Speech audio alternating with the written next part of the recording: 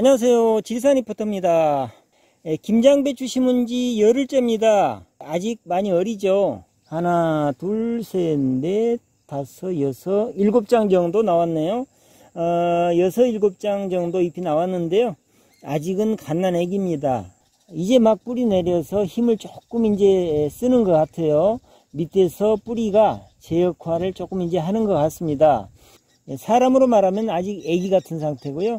아직은 세심하게 잘 돌봐야 될 시기입니다. 김장배추가 이렇게 어릴 때 관리를 잘 해줘야 될 부분, 물관리, 영양관리, 충관리죠. 물관리, 어릴 때 흙이 마르지 않도록 잘 관리를 해줘야 되고요. 요즘은 뭐 비가 잦아서 흙이 마를 일은 없지만은 하여튼 어릴 때 물관리, 흙에 물이 마르지 않도록 촉촉하도록 물관리 잘 해줘야 되고요. 그 다음에 비가 많이 올 때는 며칠 후에 뭐 태풍이 올지 모른다고 그러는데, 하여튼 비가 많이 오게 되면 이 배추 뿌리가 물에 잠기지 않도록 물 관리를 잘 해줘야 됩니다. 배추 뿌리가 물에 잠기면 숨을 못 쉬어서 한마디로 익사하는 거죠. 숨 막혀 죽는 겁니다. 그 다음에 충도, 이 배춧잎이 아직 어리기 때문에 조그만 벌레라도 와서 뜯어먹기 시작하면 금방 뼈만 남습니다. 벌레가 없는지 항상 잘 살펴야 되고요. 벌레가 있으면 빨리 방제를 해줘야 됩니다. 그리고 끝으로 영양관리 중요한데요. 오늘은 그 영양관리에 대해서 중점적으로 말씀을 드리려고 합니다. 이렇게 배추가 어린 시기에 지금 심은 지 열흘 됐는데 아직 추비를 할 시기는 아니죠. 추비는 심은 지 약 보름 이후에 하면 됩니다. 추비를 할 시기는 아니고 심어서 지금 뿌리 발화를 하고 있는 이 시기에 사람으로 말하면 이유식 하는 시기라고 볼 수가 있겠죠. 이유식을 하는 시기에 영양관리를 어떻게 해주면 될지, 오늘은 어린 배추의 영양관리에 대해서 말씀드리겠습니다. 지금 이제 배추가 뿌리를 막 내리고 새 뿌리로 영양분을 흡수할 때입니다. 잎을 보면 그 땅속의 뿌리 상태를 알 수가 있거든요. 잎이 건강하고 힘이 넘치면 뿌리가 그만큼 잘 뻗었다는 얘기죠. 잎이 힘이 없고 문제가 있다면 뿌리에 문제가 있는 겁니다. 모든 작물이 마찬가지지만 어릴 때의 영양관리는 질소 위주로 해주시면 안 됩니다. 어린 애들도 마찬가지잖아요. 이유식을 줄 때 한 가지 영양분만 편중해서 주게 되면 문제가 있죠.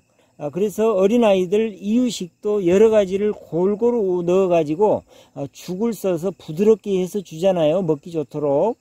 배추도 마찬가지입니다. 모든 작물이 어릴 때는 영양관리를 균형 시비해 주는 걸 아주 중점적으로 관리를 해줘야 됩니다. 이렇게 어린 배추한테 질소질비료 요소만 중점적으로 주게 되면 배추가 크기는 빨리 클 겁니다만은 약하죠. 병에 약한 배추가 되는 거죠. 그래서 저는 지금 이 시기 김장배추에 이것을 줍니다. 이것이 뭐냐면 김장배추 이유식입니다. 보기에는 조금 그런가요? 그런데 작물들이나 배추들은 이런 걸 좋아합니다. 왜 그럴까요? 김장배추나 김장무가 필요로 하는 영양분들이 다 들어있기 때문이죠. 바로 풀액비입니다.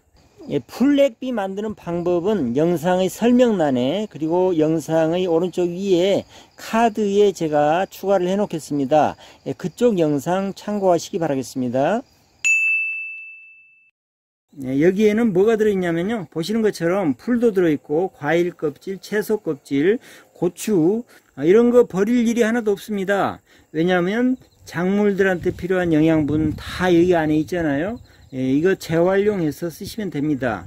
특히나 과일이나 채소 껍질에는 좋은 영양분들이 다 모여 있다 그러잖아요. 이런 거 버리면 안 됩니다. 너무 아깝습니다. 저는 이거 하나도 안 버립니다. 액비로 만들어서 쓰시면 이 영양분들이 다시 텃밭으로 돌아가게 되고 작물들한테는 꼭 필요한 거잖아요. 여기는 보시는 것처럼 풀이나 과일, 채소 껍질, 그리고 천일염도 넣고요, 천매암, 그리고 골분, 어분, 혈분 가지고 만들었던 액비 찌꺼기도 들어갔습니다. 거기에는 목물성 영양분들도 같이 들어있죠. 거기다가 미생물하고 효소를 넣어서 발효를 시킨 거거든요. 이 통 같은 경우는 작년 가을부터 만들었던 걸 지금 계속 쓰고 있는 겁니다.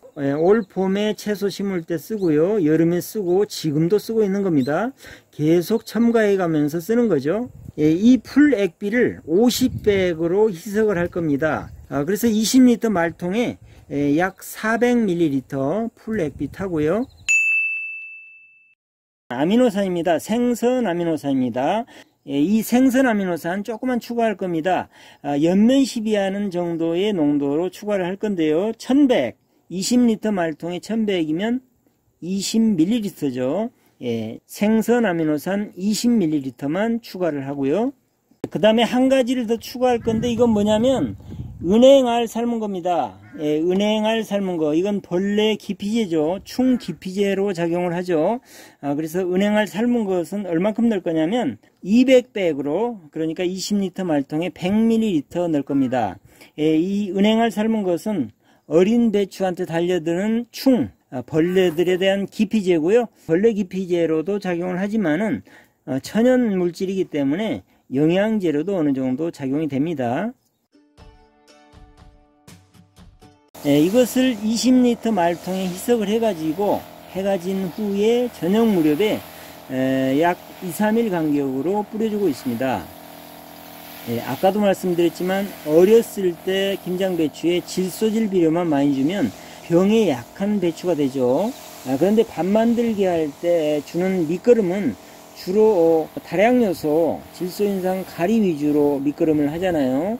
그래서 밑거름에서 빠진 영양분들을 이 시기에 충분히 줘야 된다는 얘기입니다. 제가 강아지를 키워보면요, 어미젖을 떼고 영양관리가 평생을 좌우하더라고요. 큰 개가 됐을 때 체형이나 체격까지도 이 어린 시기에, 이유식 시기에, 젖을 떼는 시기에 영양관리를 어떻게 하느냐가 좌우를 하더라고요. 김장배추도 마찬가지로 지금 이렇게 어린 시기에 영양관리를 어떻게 해주냐가 굉장히 중요합니다. 김장배추의 평생을 좌우한다고 보시면 되거든요. 그래서 이렇게 김장배추가 막 활착을 하고 추비를 얻어먹기 전에 이유식을 어떻게 주느냐, 사람이나 동물이나 식물이나 마찬가지로 이 시기에 영양관리는 굉장히 중요합니다.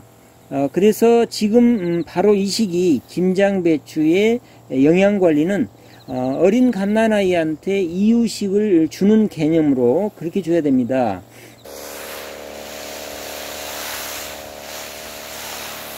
이렇게 뿌려줄 때 좋은 점이 또 하나 있습니다.